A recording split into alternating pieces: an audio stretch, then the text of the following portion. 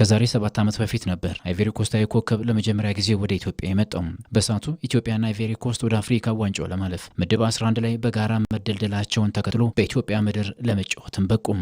በወቅቱ የአዲስ አበባ ስታዲየም ከካፍ መስፈርት ጋር በተያያዘ ጨዋታውን ለማስተናገድ ፍቃድ ባለማግኘቱ መርሃ ግብሩ ወደ ባህር ዳር ዓለም አቀፍ ስታዲየም ማቅንቷል። ኢቦዬ ያኔ ካያት ኢትዮጵያ ያውኗ ተቀይራበታለች። ወደ ኢትዮጵያ ስመጣ ይሄ ለሁለተኛ ጊዜ ነው። ከረጅም ጊዜ በፊት ከኢትዮጵያ ጋር ለምናደርገው ጨዋታ መጥቼ ነበር። ስታዲየሙ ትንሽ ስለነበር አሁን ላይ ወደ ማላስታውሰው ቦታ ሄደን ተጫውተናል። ለሁለተኛ ጊዜ ስመጣ ሀገሪቱ ተቀይራለች። ልማቱ የሚገርም ነው። እዚህ በመሆኔ ደስተኛ ነኝ።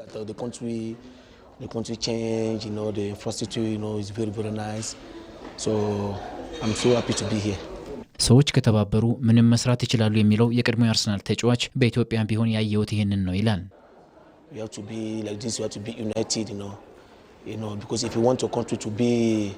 ሀገሪቱ በጣም አድጋለች። እኔ ምለው ህብረት ካለ ማደግ ትችላለን። ለመዘመንና የሆነ ነገር ለማግኘት ህብረት ያስፈልጋል። ልክ እንዳልኩት እዚህ ኢትዮጵያ በመሆኔ ኮርቻለሁ።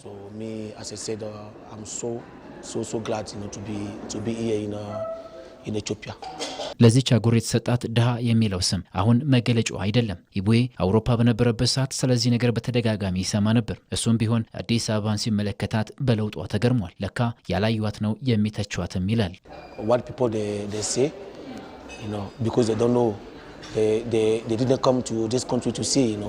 Because of me, before I was listening to people what they are saying, so but now I'm here. I saw ሰዎች የሚሉትን ነገር አልሰማም። እነዛ ሰዎች እዚህ መጥተው ምንም አላዩም። ከዚህ በፊት ሰዎች ስለዚህ ሲያወሩ እሰማ ነበር። አሁን ግን እኔ እዚህ ነኝ። ኢትዮጵያ ላይ ምን እየተደረገ እንዳለ ተመልክቻለሁ። እድገቷና ልማቷ በጣም ጥሩ ነው። ብዙ ጎብኚዎች የሚመለከቱት ቦታ ይህ መሆን አለበት። ሀገሪቱ ጥሩ ስራ ሰርታለች። ከዚህ በተሻለ እንደሚያድግ ተስፋ አለኝ። የተጀመሩ ስራዎች መጠናቀቅ አለባቸው። እንደኔ ሀገሪቱ ወደፊት ብቻ ከተጓዘች ጥሩ ስለመሆኗ መጥተው ያያሉ።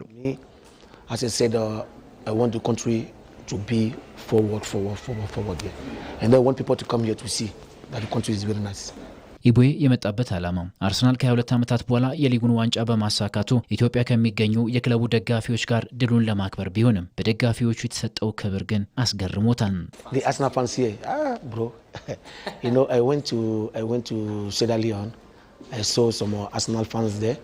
They were so nice, but here they are more.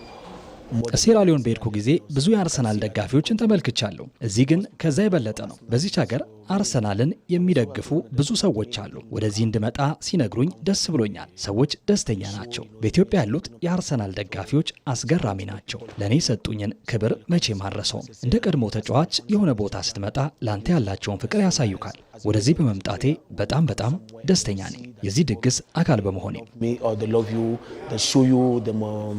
them love, so it's nice. So me, I'm so happy, as I said, that to come here and then be part of this party for the Arsenal fans. የቀድሞ የአርሰናል ኮከብ ከለንደኑ ክለብ በተጨማሪ በቱርኩ ክለብ ጋላታሳራይ እግር ኳስን ተጫውቶ ማሳለፉ ይታወሳል።